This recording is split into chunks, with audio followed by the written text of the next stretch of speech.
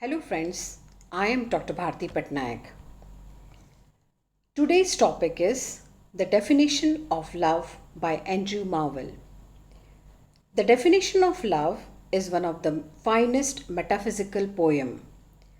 The concept of platonic love is one of the important issues that this poem talks about. Though two people may be very much in love and devoted to one another, there is a possibility they can never be together. The poem is all based on the twisted game that fate plays on two distant lovers who struggle to make their ends meet. The jealous nature of fate forbids the lovers to unite, and these two lovers are destined to never meet. They stay in union only in their respective minds. Now, you all know that Andrew Marvell is associated with the 17th century school of English metaphysical poets. Most of Andrew Marvell's poetry was not published during his lifetime due to political controversy and the popular tradition of manuscript circulation. His poetry was not published until 1681, that is, 3 years after his death. Let's now take a look at the poem. My love is of a birth as rare as it is for object strange and high. It was begotten by despair upon impossibility. The poet explains the nature of his love in the opening stanza. So when he says my love in the first stanza, he doesn't mean the woman he is in love with, but love itself. Here, love refers to the state and not the person.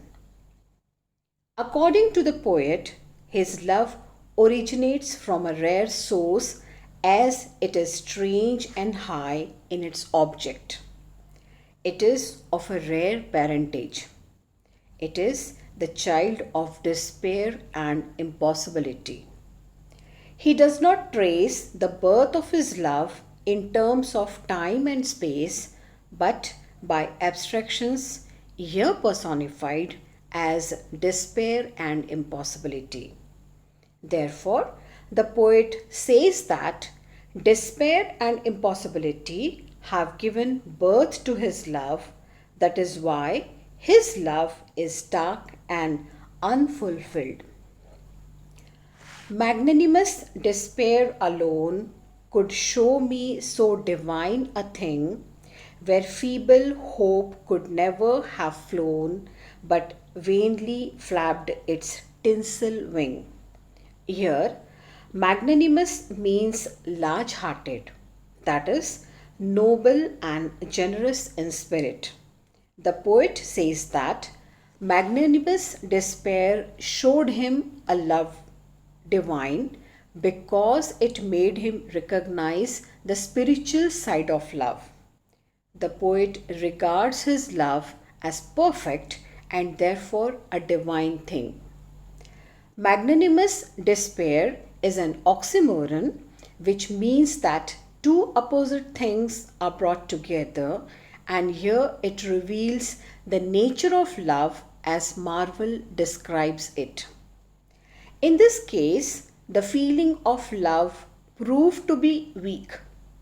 Here, the poet uses a simile of a bird with gaudy but feeble wings to compare it with his hope of love.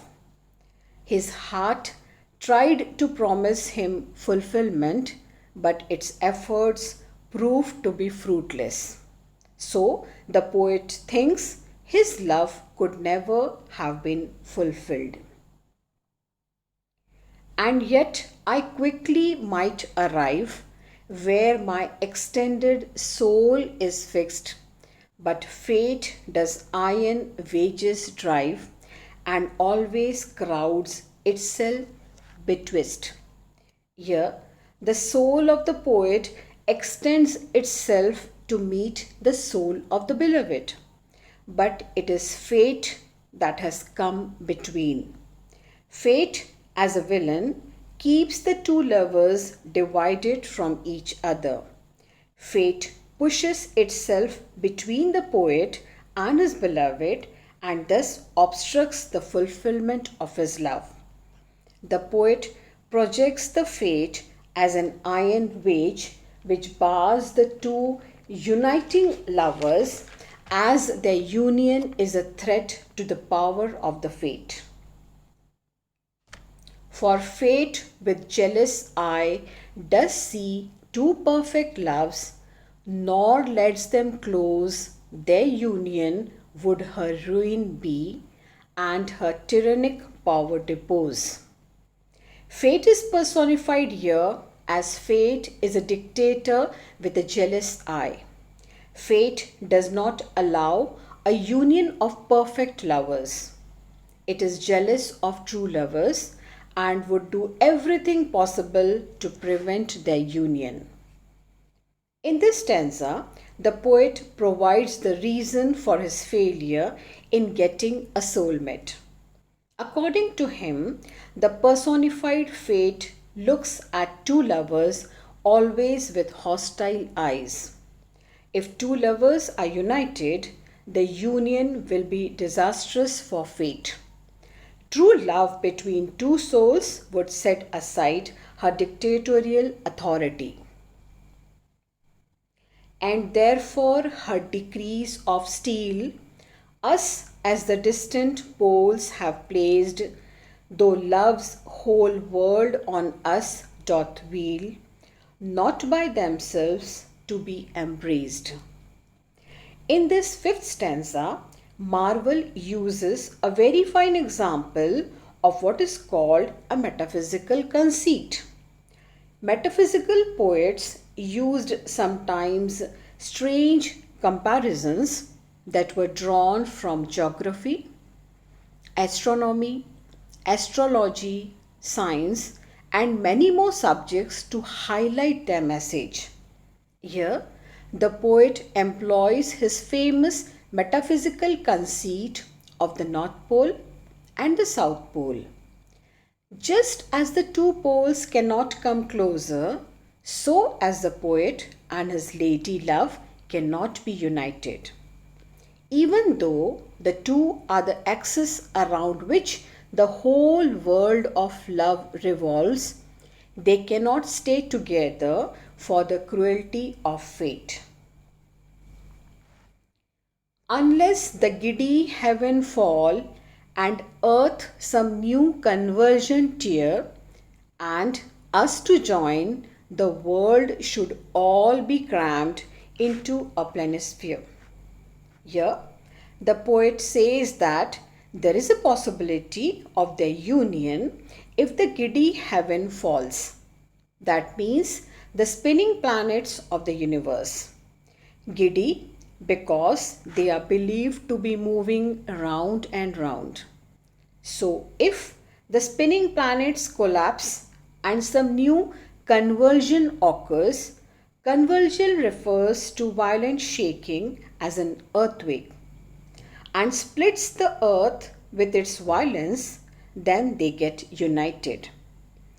To bring them together, the world must be compressed into a flat plane.